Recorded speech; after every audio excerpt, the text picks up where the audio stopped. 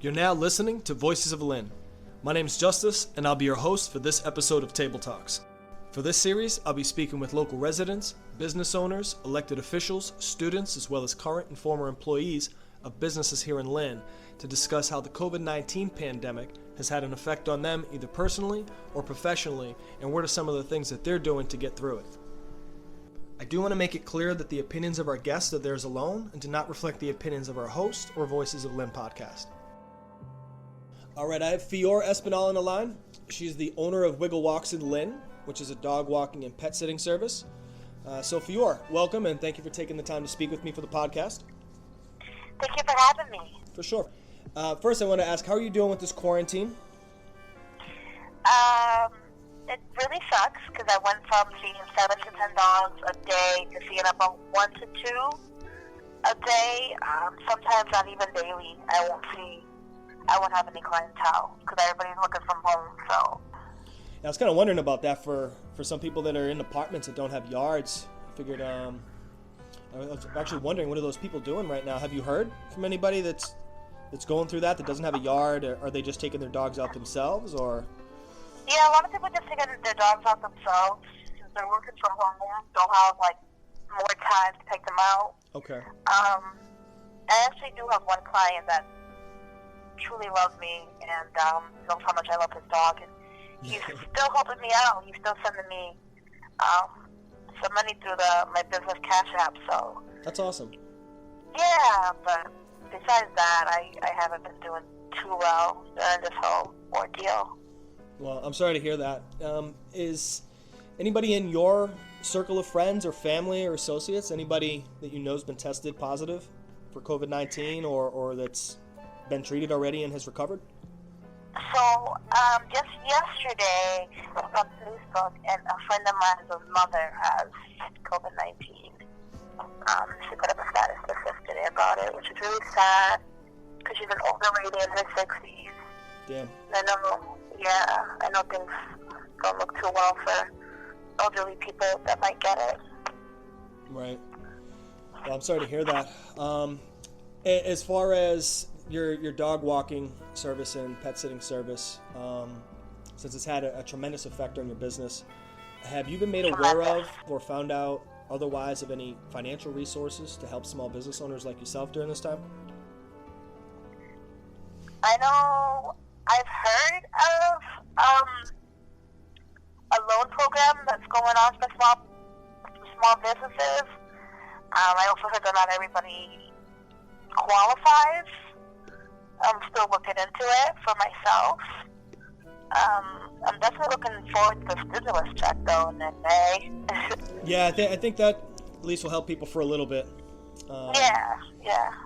Now, are you seeing a lot of other dog walkers out when you're out? Or have you noticed that there's a decline in the amount of people out walking or the amount of dogs people are walking? There's a huge decline. Huge. I don't see, usually, when I'm walking a certain dog in their neighborhood, I see, the neighbors, and they say hi to me, and, I see, the neighbors walking their dogs, and they'll come over and say hi to Cooper, which is the dog that I'm talking about right now. Okay. And every time I don't see anybody anymore. Wow. Same for the dog parks, though, right? Yeah, definitely.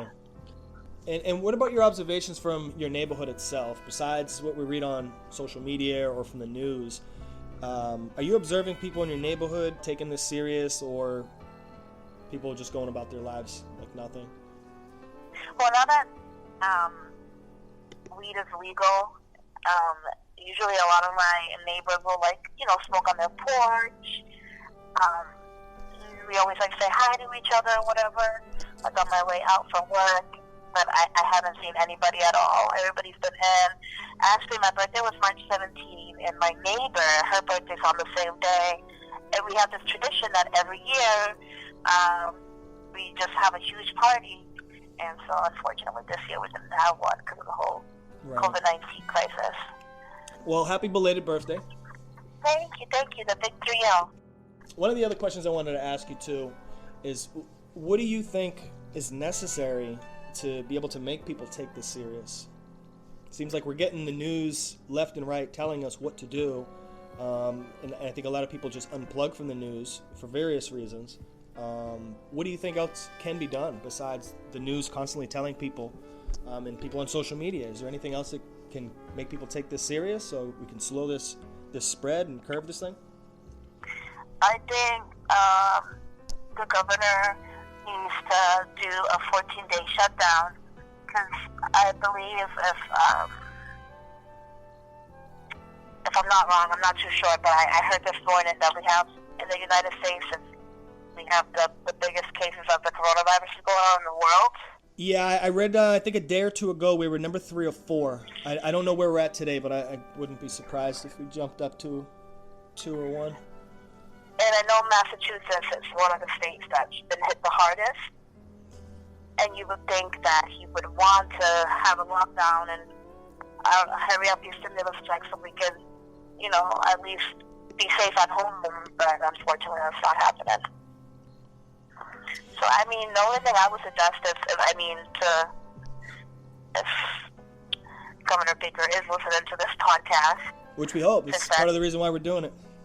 Just that's a 14-day lockdown to just have everybody home so we can help stop the spread, and so less people can get sick. I heard there's 28 cases on Lynn. Yeah, I heard that yesterday too.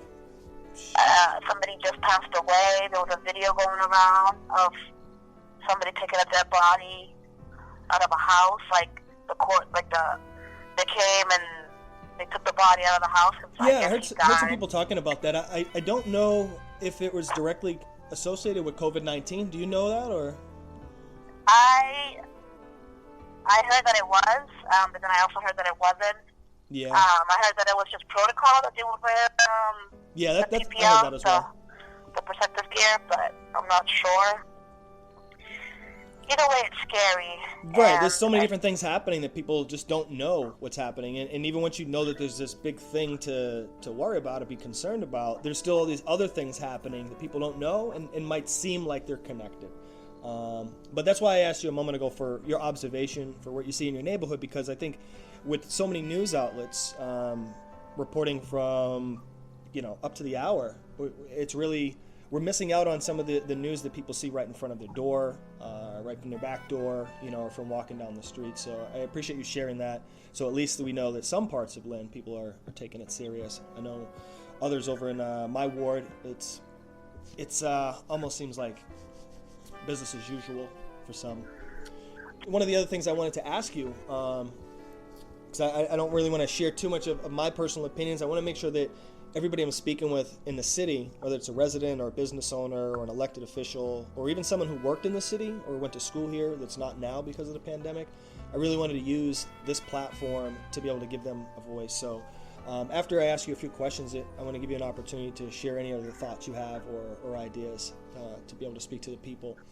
Are you personally aware of the Lynn Mutual Aid Group or any other groups in the city that are providing helpful information and resources to individuals and family in need? I am not, actually.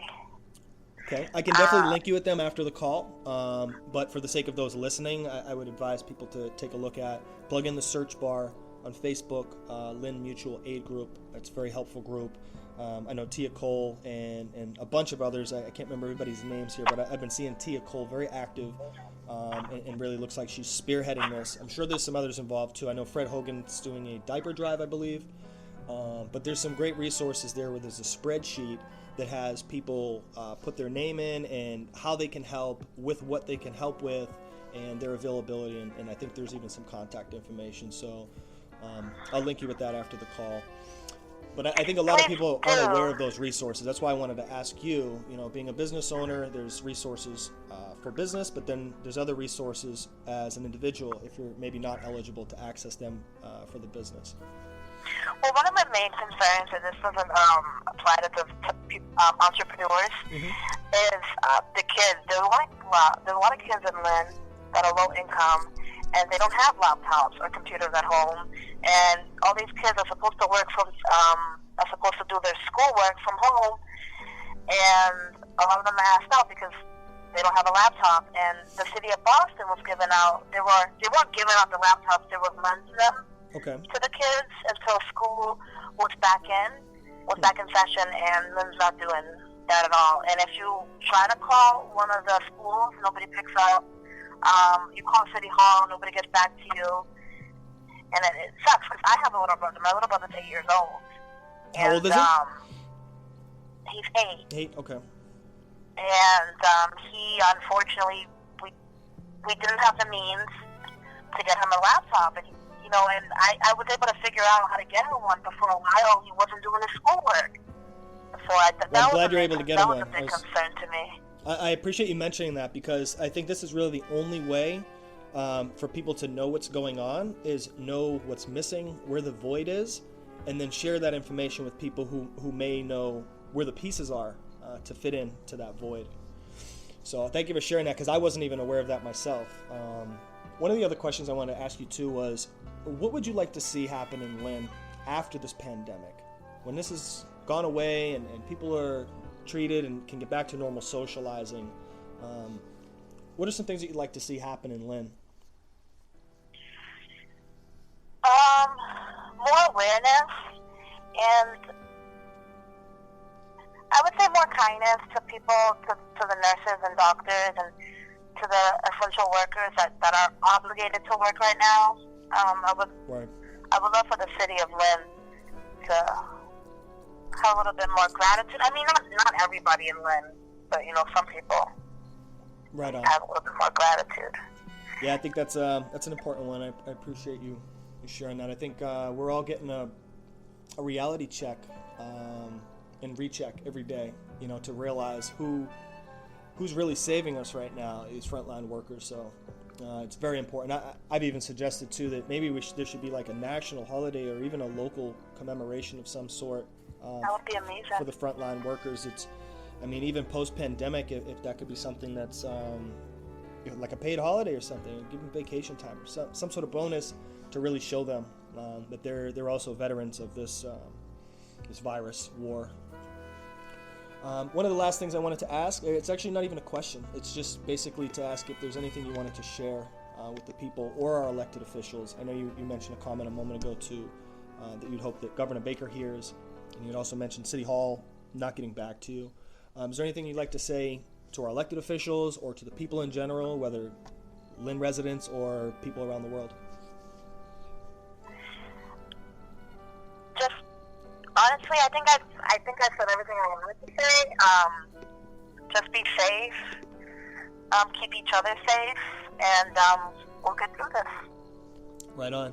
Well, thank you for your time, Fior. I really hope things turn around for you, and after the call, I'll send you a link to some resources to check out the Lynn Mutual Aid Group, and anything else that you need for yourself or for your business. I would definitely recommend posting that request in the Lynn Mutual Aid Group. I think there's a good team of people there that will help out. And on that note, hope you enjoy the rest of your day and your weekend, and be well. Thank you so much for your time and for interviewing me. I really appreciate it, and I hope you have a good day as well. For sure. Take care.